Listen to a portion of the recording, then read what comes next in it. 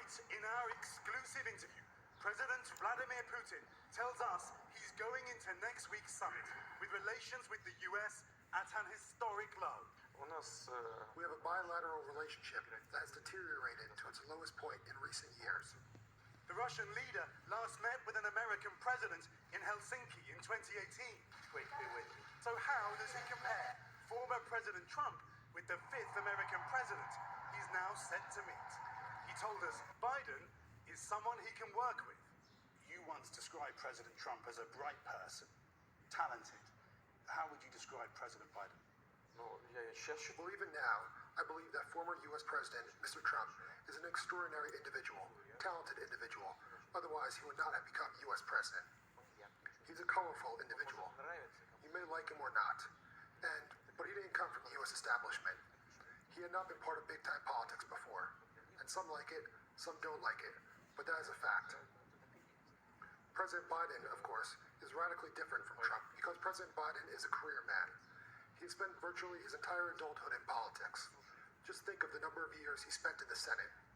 A different kind of person, and it is my great hope that yes, there are some advantages, some disadvantages, but there will not be any impulse-based movements on behalf of the sitting U.S. President. We sat down for a 90-minute interview inside the Kremlin, where I pressed him on accusations he has ordered assassinations of his adversaries. The late John McCain in Congress called you a killer. When President Trump was told that you are a killer, he didn't deny it. When President Biden was asked whether he believes you are a killer, he said, I do. Mr. President, are you a killer? Over my tenure, I've gotten used to attacks from all kinds of angles and from all kinds of areas under all kinds of pretext and reasons, and of different caliber and fierceness, and none of it surprises me. So as far as harsh rhetoric, I think that this is an expression of overall U.S. culture. Of course, in Hollywood, there are some underlying deep things in Hollywood, macho, which can be treated as cinematic art, but that is part of U.S. political culture where it's considered normal.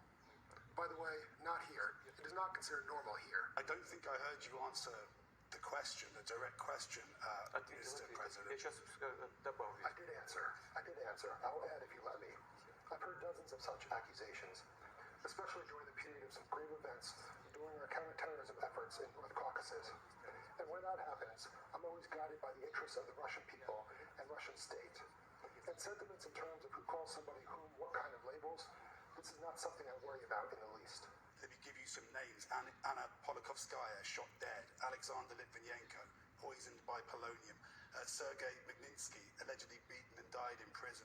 Boris Nemtsov, shot moments from the Kremlin, moments from here. Mikhail Lesin died of blunt trauma in Washington, D.C. I mean, are all of these a coincidence, Mr. President?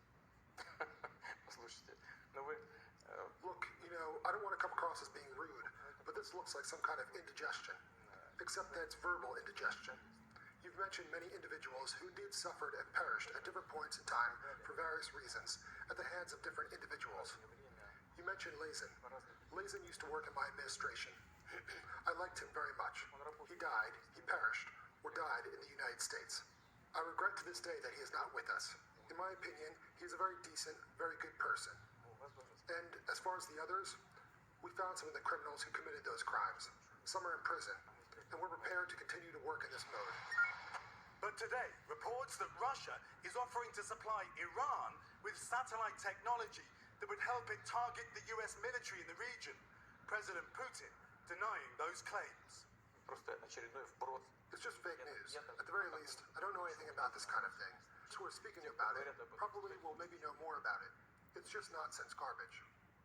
A really remarkable interview, Keir. What did he have to say about the cyber attacks that President Biden is sure to bring up in their meeting?